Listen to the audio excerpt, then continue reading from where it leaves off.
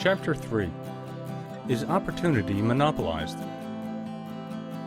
No man is kept poor because opportunity has been taken away from him, because other people have monopolized the wealth and have put a fence around it. You may be shut off from engaging in business in certain lines, but there are other channels open to you. Probably it would be hard for you to get control of any of the great railroad systems. That field is pretty well monopolized. But the electric railway business is still in its infancy and offers plenty of scope for enterprise. And it will be but a very few years until traffic and transportation through the air will become a great industry, and in all its branches will give employment to hundreds of thousands and perhaps to millions of people. Why not turn your attention to the development of aerial transportation instead of competing with J.J. Hill and others for a chance in the steam railway world? It is quite true that if you are a workman in the employ of the Steel Trust, you have very little chance of becoming the owner of the plant in which you work. But it is also true that if you will commence to act in a certain way, you can soon leave the employ of the Steel Trust. You can buy a farm of from 10 to 40 acres and engage in business as a producer of foodstuffs. There is great opportunity at this time for men who will live upon small tracts of land and cultivate the same intensively. Such men will certainly get rich. You may say that it is impossible for you to get the land, but I am going to prove to you that it is not impossible, and that you can certainly get a farm if you will go to work in a certain way. At different periods, the tide of opportunity sets in different directions, according to the needs of the whole and the particular stage of social evolution which has been reached. At present, in America, it is setting toward agriculture and the allied industries and professions.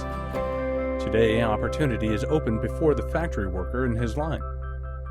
It is opened before the businessman who supplies the farmer more than before the one who supplies the factory worker, and before the professional man who waits upon the farmer more than before the one who serves the working class. There is abundance of opportunity for the man who will go with the tide instead of trying to swim against it. So, the factory workers, either as individuals or as a class, are not deprived of opportunity. The workers are not being kept down by their masters. They are not being ground by the trusts and combinations of capital. As a class, they are where they are because they cannot influence in a certain way. If the workers of America chose to do so, they could follow the example of others in Belgium and other countries and establish great department stores and cooperative industries. They could elect men of their own class to office and pass laws favoring the development of such cooperative industries. And in a few years, they could take peaceable possession of the industrial field. The working class may become the master class whenever they begin to do things in a certain way. The law of wealth is the same for them as it is for all others. This they must learn, and they will remain where they are as long as they continue to do as they do. The individual worker, however, is not held down by the ignorance or the mental slothfulness of his class. He can follow the tide of opportunity to riches, and this will tell him happily. No one is kept in poverty by a shortness in the supply of riches. There is more than enough for all. A palace as large as the Capitol at Washington might be built for every family on earth from the building material in the United States of America. And under intensive cultivation, this country will produce wool, cotton, linen, and silk to clothe each person finer than Solomon in all his glory, together with food to feed them all luxuriously. The visible supply is practically inexhaustible, and the invisible supply really is inexhaustible. Everything you see on earth is made from one original substance, out of which all things proceed. New forms are constantly being made and older ones are dissolving, but all are shapes assumed by one thing. There is no limit to the supply of formless stuff, or original substance. The universe is made out of it, but it was not all used in making the universe. The spaces in, through, and between the forms of the visible universe are permeated and filled with the original substance. with the formless stuff, with the raw material of all things. 10,000 times as much as has been made might still be made, and even then we should not have exhausted the supply of universal raw material.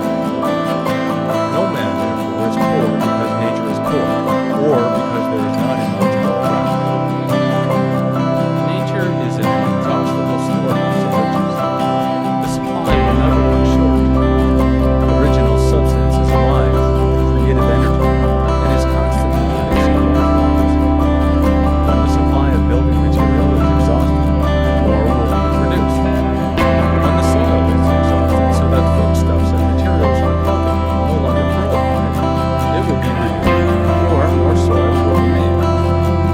When all the gold and silver has been dug from the earth, if man is still in such a state of sensual development that he needs gold and silver, more will be produced from the formless. The formless stuff responds to the needs of man. Why not let him live without any good thing? This is true of man like of man. The race as a whole is always abundantly rich, and if individuals are poor, it is because they do not follow a certain way of doing things, which makes the individual man rich. The formless stuff is intelligent. It is stuff which thinks. It is alive, and is always compelled towards a life. It is the natural element to seek good.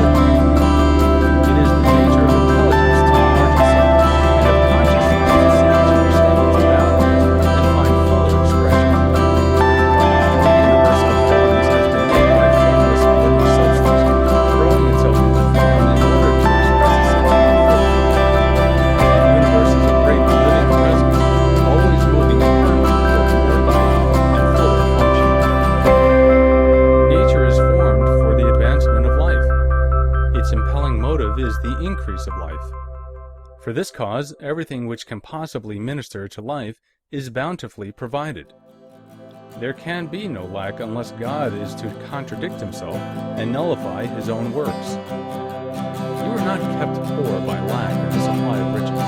It is a fact which I shall demonstrate a little farther on.